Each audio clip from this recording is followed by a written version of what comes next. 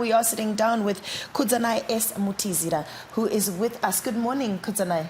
Good morning. How are you? Very well, thank you. I'm reading here that you're actually a pastor.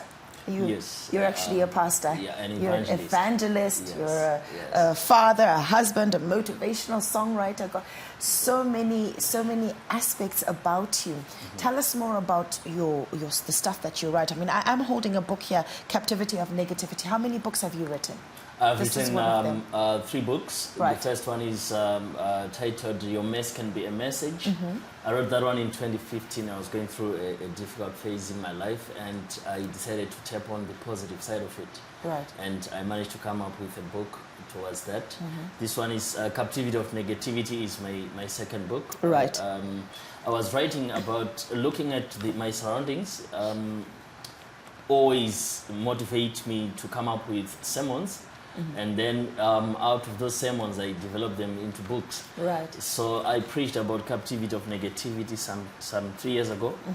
And he had to develop it into a book looking at what was going through the young marriages, drug abuse, and everything that's surrounding young people. Us, eh? Yes, Yeah. and it's a form of negativity that is capturing us, and by the end of the day, people end up living captured and failing to explore get out their of that, because potentials. obviously it's important. What we speak, we become. Exactly. Right. So it's Exactly. really good to focus on positivity rather than negativity. But you find a lot of negativity around, and I'm sure you've touched on all these aspects Yes, in here. I did. And now we want to talk about this new book that you have.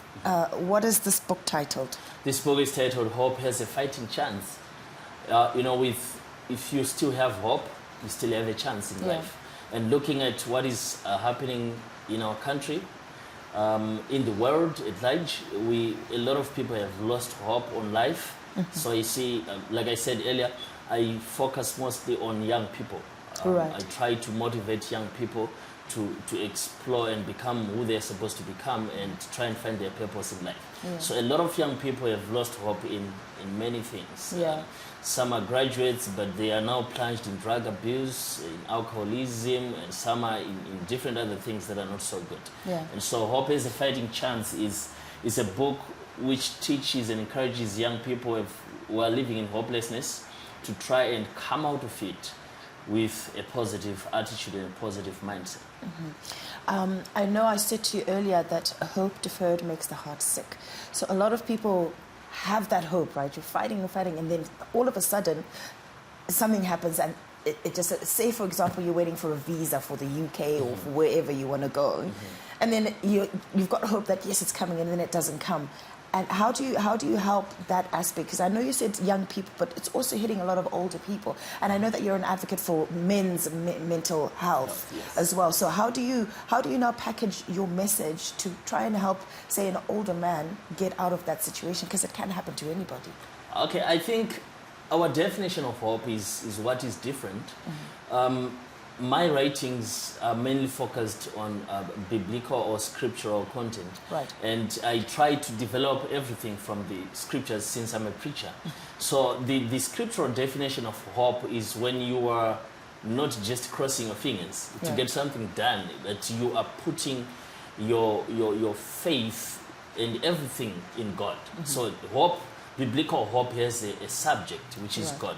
And everything that you do, then you end up focusing on God. His will is what is going to happen. So if something that you were looking forward to didn't happen, if your hope is based on God, then it means that it wasn't God's will. So you have to keep on being positive, because obviously you will have something better for you. Yeah. Yes. Plans and purposes for you to prosper. Exactly. I guess it is. So, you say you have a lot of biblical principles, and, I'm 100% Christian.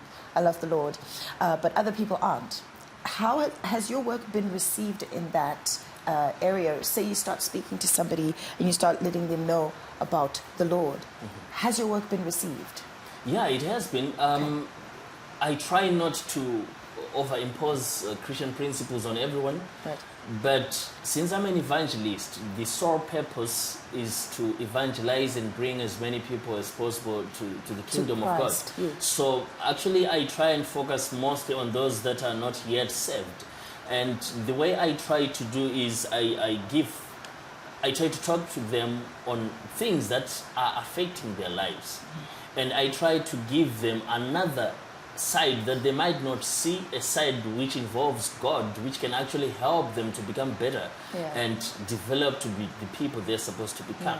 So that has been received by so many people. So many people. And the interesting thing is Zimbabwe is a Christian country. Everybody has a Christian background somehow. They have that seed, it's implanted. Exactly. Exactly. So it's not as difficult as people think it is. What drove you to start writing? When did you start writing? I started writing at the age of 10. It just came natural. When I was in primary school, we were given a task to summarize books, and I remember the book was The Adventures of Figure. I can't really remember the author though, but I summarized the book very well, and my teacher then noticed something was in me, and then he started giving me and encouraging me to do a lot of that, writing poems. When there is a board game somewhere or athletics, I would write sort of a report that I would present, and from there it just started growing. That is very good. Yeah. And do you also encourage people to write, or you are just putting content out there? Yeah, I do encourage a lot of people to write. I live a lot inside my head, and I'm an introvert. And I've noticed that it's quite easy to be focusing on putting something on paper that can help other people.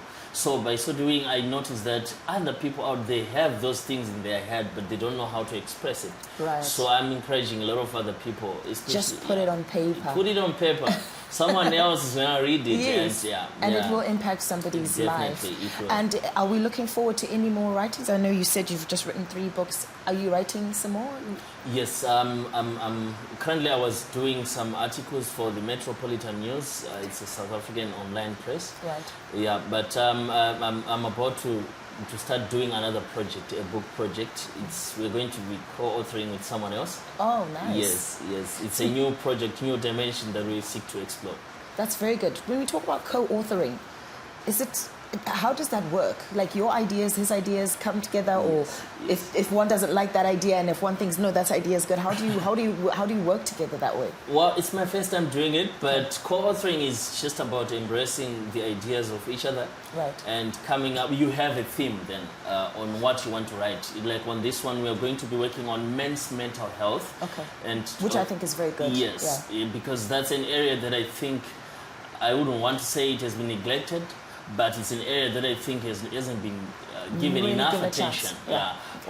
So a lot of men out there are suffering. So that's our theme, and that's what we're going to be writing around. So he's going to be doing his own researches on that and mine. Then we bring them together. We discuss and put something on paper. Okay, good. Where do we find your books? Unfortunately, I tried to put them up on Amazon, and I didn't have all the requirements. So we just get in touch with you?